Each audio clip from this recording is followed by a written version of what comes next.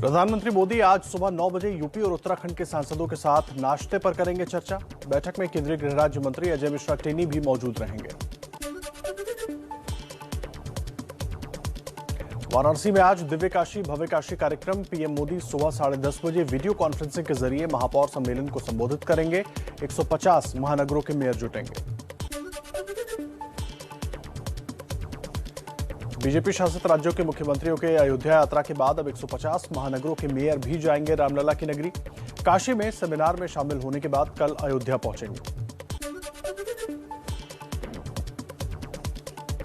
लखनऊ में गृह मंत्री अमित शाह बीजेपी की सहयोगी निषाद पार्टी की जनसभा को संबोधित करेंगे। सीएम योगी और संजय निषाद मौजूद रहेंगे।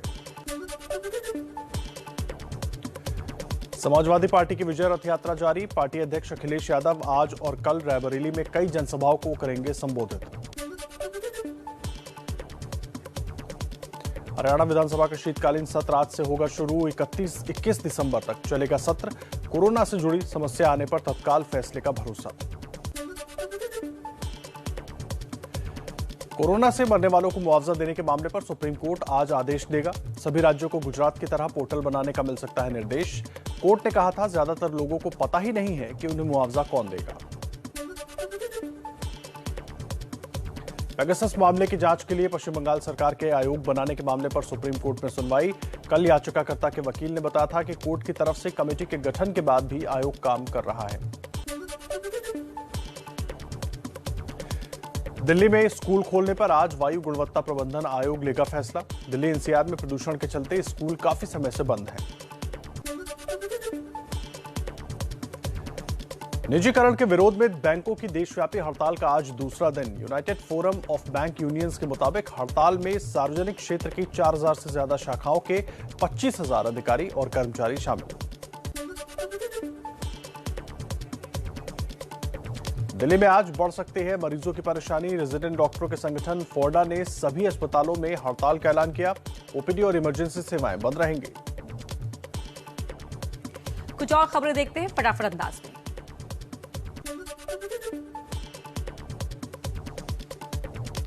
हेलीकॉप्टर हादसे में शहीद ग्रुप कैप्टन वरुण सिंह का आज मध्य प्रदेश के भोपाल में होगा अंतिम संस्कार। भोपाल एयरपोर्ट पर दी गई श्रद्धांजलि। शहादत को नमन करने के लिए उमड़ा जनसैलाब। लोकसभा में राहुल गांधी बोले, लखीमपुर कांड में शामिल मंत्री को हटाना चाहिए। राहुल के बयान के बाद लोकसभा में हुआ जोरदार हंगामा। जहां आपके मंत्री हैं, उन्होंने किसानों को मारा है, उनको इस्तीफा देना चाहिए। विपक्ष के हंगामे पर केंद्रीय मंत्री मुख्तार अब्बास नकवी का पलटवार। कहा, संसद को परिवार के पॉलिटिकल पाखंड की प्रयोगशाला बनने नहीं दिया जाएगा। कानून अपना काम कर रहा है, अब ये तय करेंगे कि किसको क्या सजा होनी चाहिए। पार्लियामेंट को परिवार के पॉलिटिकल पाखंड की प्रयोगशाला नहीं बनने दिया जाएगा। वो पार्लियामेंट की प्रोडक्टिविटी को नहीं बल्कि परिवार के निगेटिविटी का बंटाधार कर रहे हैं। एक्सपोजर उसका हो रहा है। बीजेपी प्रवक्ता जफर इस्लाम का विपक्ष पर बड़ा आरोप। कहा, विपक्ष नहीं चाहता है कि सदन चले। राहुल गांधी के पास कोई मुद्दा नहीं है, इसीलिए अजय मिश्रा का मुद्दा उठा रहे हैं। ऐसे मुद्दे उठाते हैं जिसका कोई सरोकार नहीं है। अभी इस मुद्दे का ये सुप्रीम कोर्ट मॉनिटर्ड इन्वेस्टिगेशन चल रहा है। उसमें सुप्रीम कोर्ट का जजमेंट आएगा। उनका अजय टेनी का कोई इसमें लेना देना नहीं है। सवाल पूछने पर एबीपी न्यूज के रिपोर्टर से बदसलूकी करने वाले केंद्रीय मंत्री अजय मिश्रा टेनी के इस्तीफे की मांग। लेकिन बड़ा सवाल, कब होगा टेनी पर एक्शन। एबीपी न्यूज के रिपोर्टर से अजय मिश्र की बदसलूकी पर बोले यूपी के डिप्टी सीएम केशव प्रसाद मौर्य। कहा, पत्रकार के साथ जिस तरह का व्यवहार किया गया उसकी कोई जरूरत नहीं थी।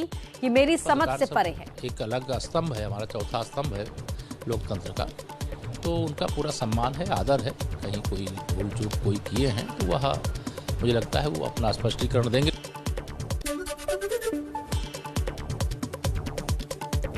कांग्रेस नेता प्रमोद तिवारी ने मीडिया कर्मियों के साथ अजय मिश्रा की बदसलूकी को बताया दुर्भाग्यपूर्ण। अजय मिश्रा पर मुकदमा दर्ज करने की मांग की। न्याय दिलाने के लिए अगर कोई मीडिया अपनी फर्ज को निभा रही हो तो आप सारी हदें पार करके मंत्री होते हुए झपट्टा मारेंगे आप उस मीडिया कर्मी की तरफ, अपमानित करेंगे गंदी गंदी गालियों के साथ।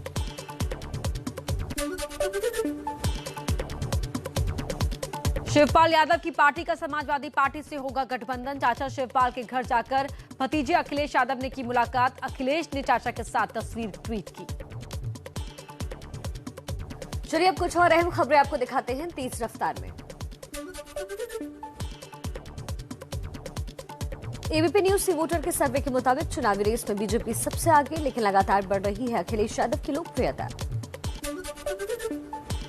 पीएम मोदी का 18 से 28 दिसंबर के बीच 4 बार यूपी का दौरा। 18 को शाहजहांपुर में गंगा एक्सप्रेसवे की नींव रखेंगे तो 28 दिसंबर को कानपुर मेट्रो का लोकार्पण करेंगे।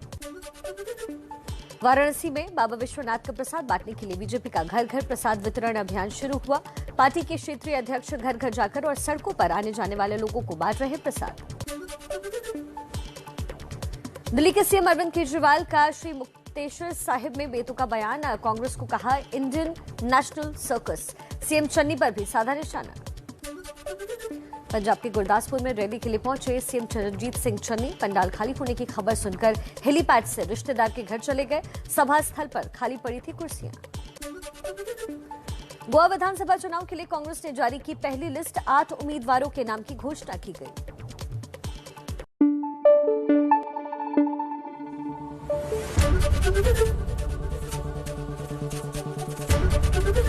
एबीपी न्यूज आपको रखे आगे।